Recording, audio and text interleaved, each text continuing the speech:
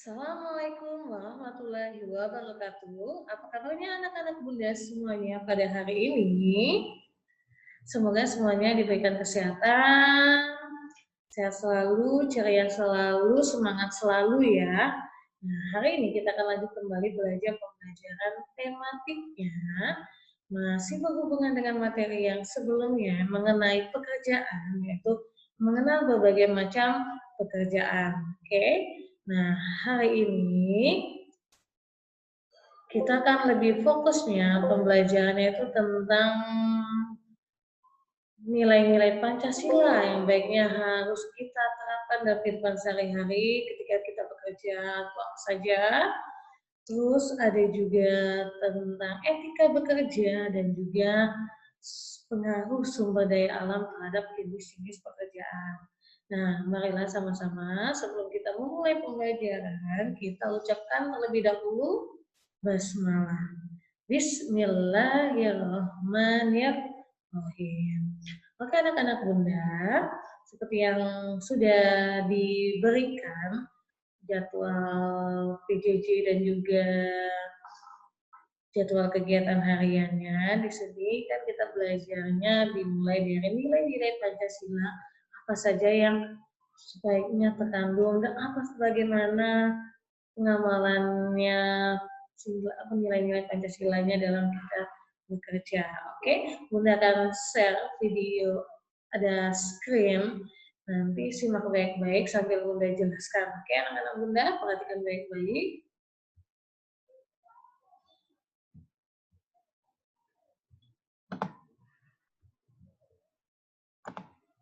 Oke.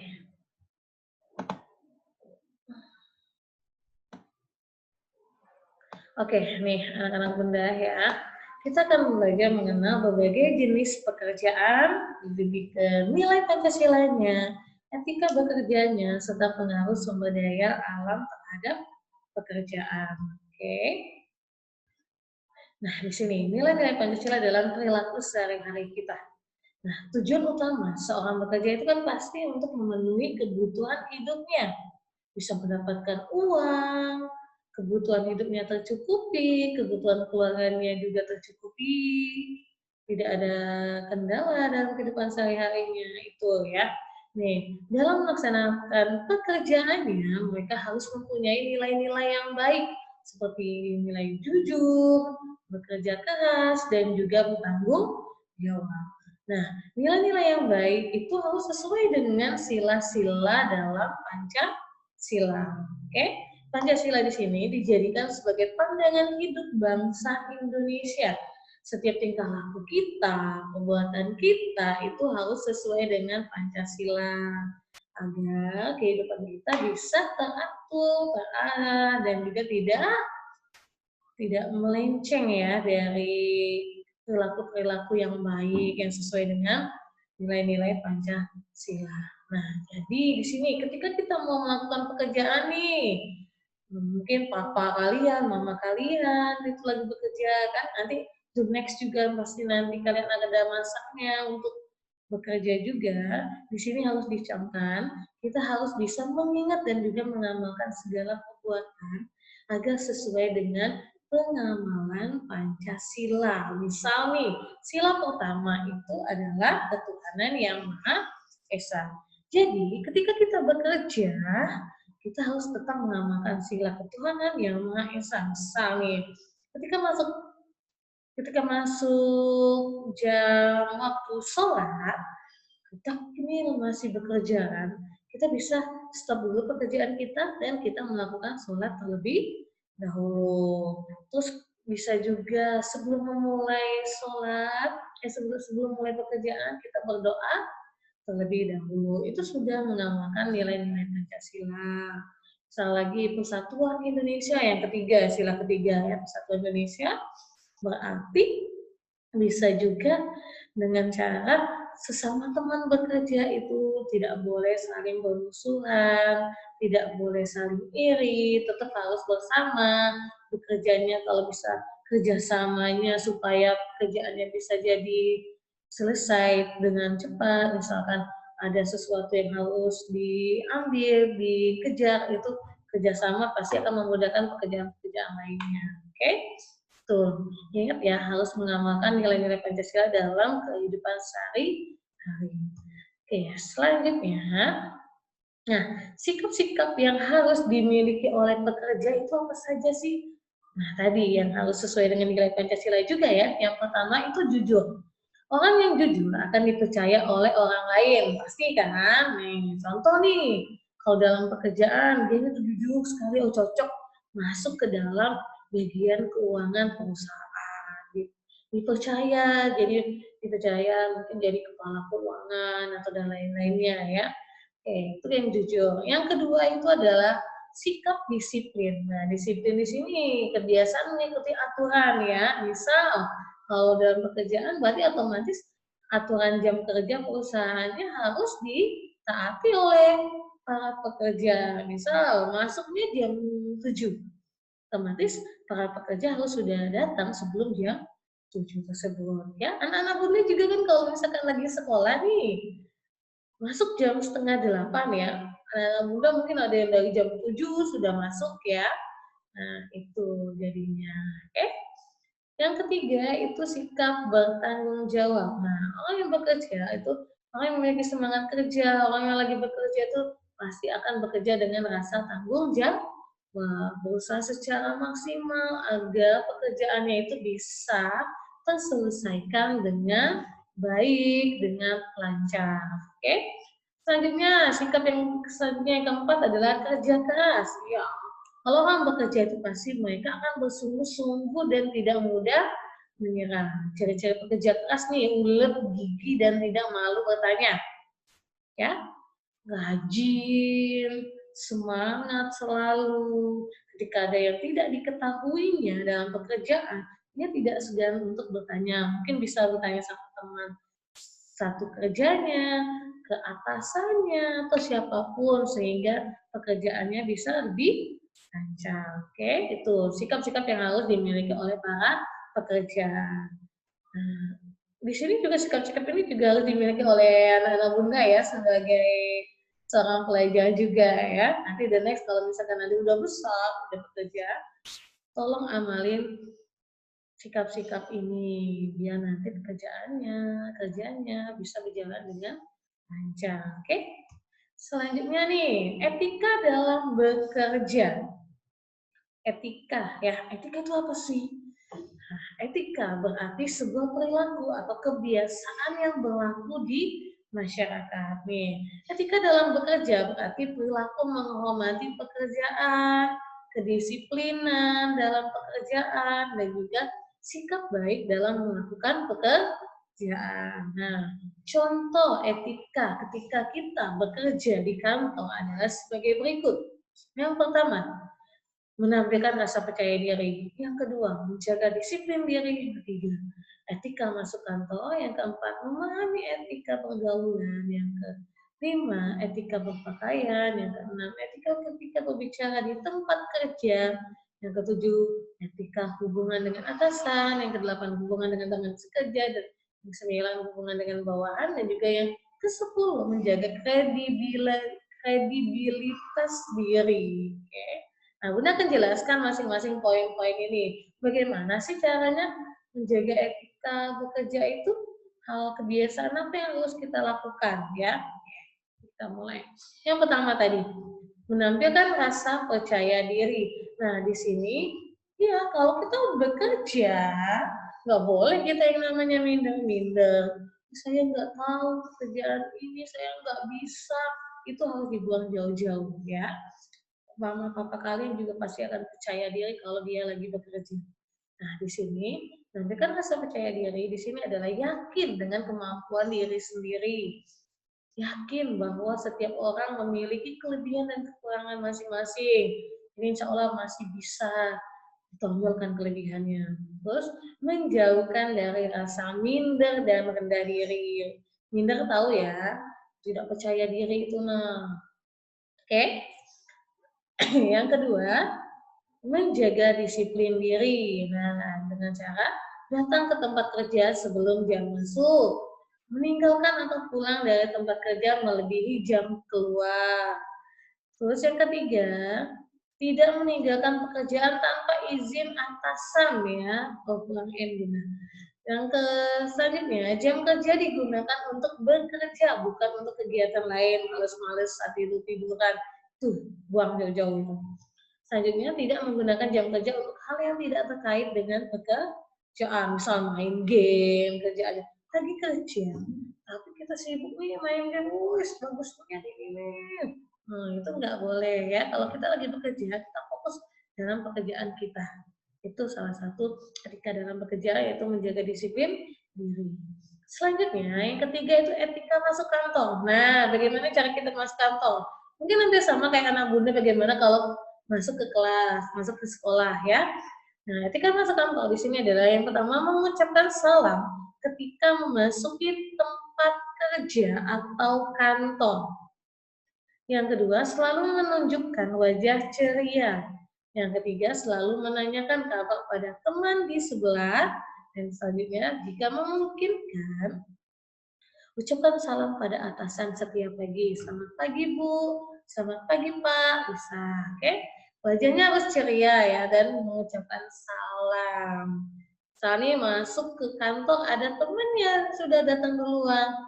Kita harus ucapkan salam. Assalamualaikum.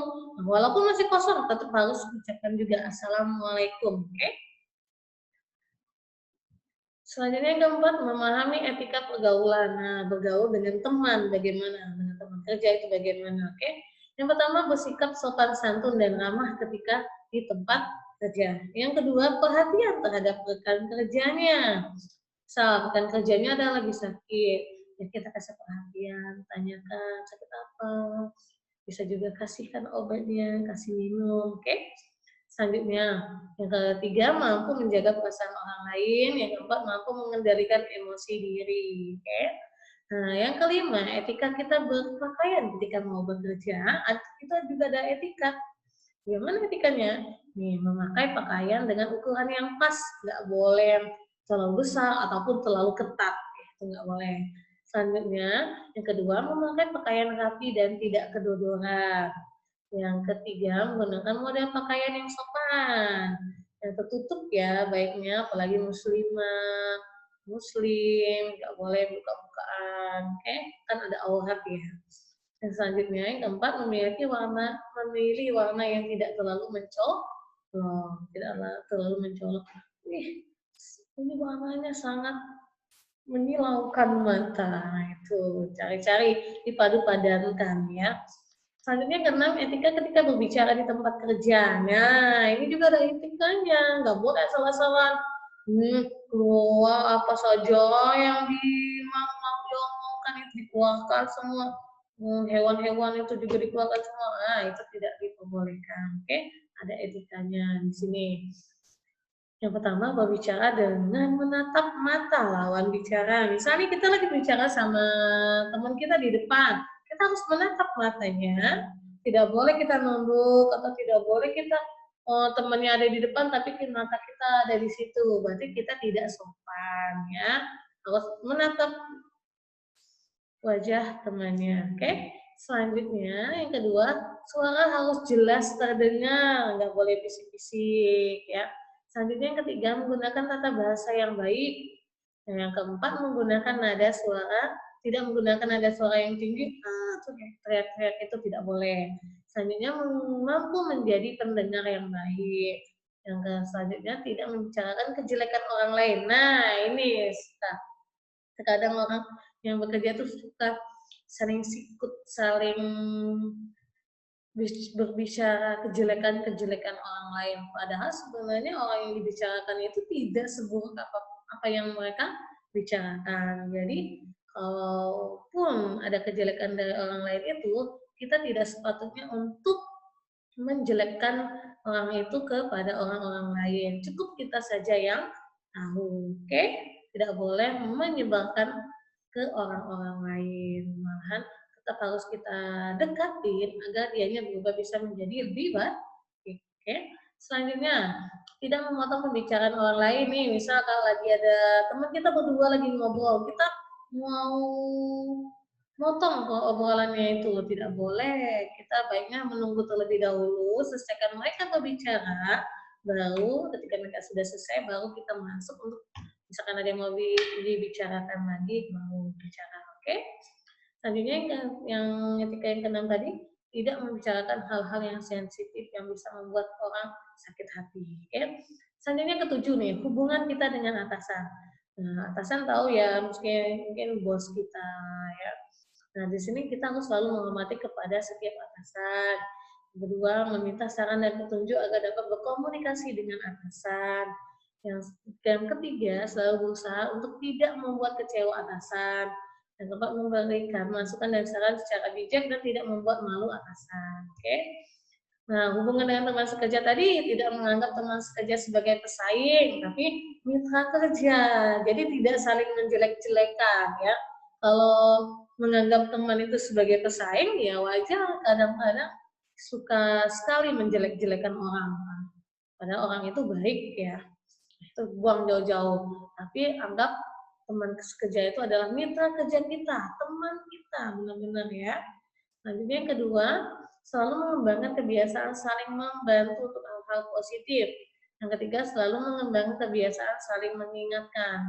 Dan yang keempat, tidak menjatuhkan teman di hadapan atasan. Yang kesembilan, hubungan dengan bawahan, yaitu menghargai bawahan sebagai manusia yang bermartabat, tidak terlalu menunjukkan kekuasaan kita, dan selanjutnya selalu membangun hubungan personal dengan mesra. Yang keempatnya, sering menanyakan kondisi kesehatan dan keluarganya dan memberikan perintah untuk dan teguran secara bijak. Nah, yang ke-10 tadi, menjaga kredibilitas diri, yaitu dengan cara berbicara dengan jujur kitanya, selalu menepati janji kalau kita berjanji, dan juga memiliki rasa tanggung jawab yang tinggi. Oke, anak bunda, jadi untuk yang etika bekerja itu harus dipahami benar-benar anak-anak bunda ya. Banyak kan sikap-sikap yang harus kita lakukan. Nah, selanjutnya kita akan belajar tentang pengaruh sumber daya alam terhadap jenis pekerjaan. Kan seperti yang anak-anak bunda tahu, pekerjaan itu pasti banyak sekali ya, ada yang dokter, perawat, guru, polisi, tentara, pedagang, dan lain-lain. Itu banyak sekali. Nah, jenis pekerjaan ini sangat berhubungan dengan tempat tinggal ya. Secara umum ada 3 wilayah yang mempengaruhi pekerjaan seseorang. 3 wilayah itu adalah wilayah di dataran tinggi, di dataran rendah, dan juga di daerah perairan. Nah, di sini dataran tinggi tahu ya, yang kayak di puncak. Nah, dataran rendah yang kayak kita nih masih di Palembang nih dataran rendah. Dan juga di perairan, di laut-laut atau di sungai ya. Nah, yang pertama, jenis pekerjaan di dataran tinggi. Nih, di sini harus pahami anak-anak muda. Apa saja sih jenis pekerjaan di dataran tinggi itu? Ya, sebagian besar pekerjaan orang yang hidup di dataran tinggi adalah bertani. Biasanya bertaninya bukan menanam padi, tetapi menanam sayur-sayuran, buah-buahan, ataupun ada yang kalau di puncak itu identik dengan tanaman teh ya, atau ada kopi juga. Nah, itu biasanya di pekerjaannya itu di dataran tinggi. Oke. Yang kedua, jenis pekerjaan di dataran rendah. Nah, sebagian besar orang yang hidup di dataran rendah adalah seorang petani. Misalnya dia bertani padi dan juga palawija. Padi dia tanam ketika musim hujan, sedangkan palawija ditanam ketika musim kemarau. Ada juga yang memelihara hewan-hewan. Nah, yang ketiga, jenis pekerjaan di perairan. Pasti anak muda udah tahu ya. Ini pekerjaan orang yang tinggal di perairan adalah nelayan. Selain nelayan, ada juga orang yang memelihara ikan. Banyak jenis ikan yang sengaja dipelihara orang yang hidup di perairan. Oke? Nah, dari ketiga tempat ini, lokasi ini, dataran tinggi, dataran rendah, dan juga perairan, banyak sekali pekerjaan-pekerjaan yang bisa kita temui. Ya, misalkan di perairan tadi, selain nelayan ada lagi kan orang pekerja tambaknya, mungkin orang yang berdagang ikannya, ada apa lagi? penyelam dan yang lain-lainnya. Ada dataran tinggi tadi, orang yang petani, terus ada apa lagi ya? Nah, di sini ada tugasnya untuk anak-anak bunda. Anak bunda juga bisa lihat di halaman 57 ya kolomnya ini ya. Di sini coba silakan anak bunda cari informasi, kumpulkan informasi mengenai pekerjaan dan lokasinya. Sajikan dalam bentuk tabel. Misal pekerjaannya sebagai apa? Nelayan. Lokasi tempat tinggalnya di mana? Di perairan. Oke, misalkan lagi apa? Pedagang. Lokasi tempat tinggalnya di mana? Dataran tinggi atau dataran rendah? Kan dataran rendah. Selanjutnya siapa lagi? Sebanyak mungkin pekerjaan yang anak-anak bunda ketahui, silakan tulis di tabel ini ya, nama pekerjaannya dan juga lokasi tempat tinggalnya. Bunda inginnya minimal 10 deh ya. 10 pekerjaan ya minimal, lebih dari itu boleh, oke? Bisa ya anak-anak bunda cari, bisa dicari di buku-buku inilah, pekerjaan apa saja sih? Kira-kira dia di dataran tinggi, di dataran rendah, ataupun di perairan. Ya anak-anak bunda bisa? Bisa ya? Nah, semangat belajarnya, silakan berkreasi, cari-cari info tentang pekerjaan-pekerjaan, bisa dibaca-baca lagi bukunya, ataupun bisa dilihat-lihat juga di Google, boleh. Nah, nanti PR-nya ini, tugasnya ini silakan kumpul sama Bunda. Boleh di WA saja terlebih dahulu ataupun di Google Classroom-nya. Oke, anak-anak Bunda, untuk pembelajaran hari ini Bunda cukupkan sampai di sini. Semangat belajar, insya Allah pasti bisa anak-anak Bunda. Mandiri saja, biar mama papanya bisa bekerja juga, biar fokus, bisa mengurus adik-adik. Apa mandiri belajarnya, lihat video Bunda, kemudian baru lakukan tugas-tugasnya, selesaikan tugas-tugasnya. Oke anak Bunda, semangat belajarnya. Bunda akhiri pembelajaran hari ini. Wassalamualaikum warahmatullahi wabarakatuh.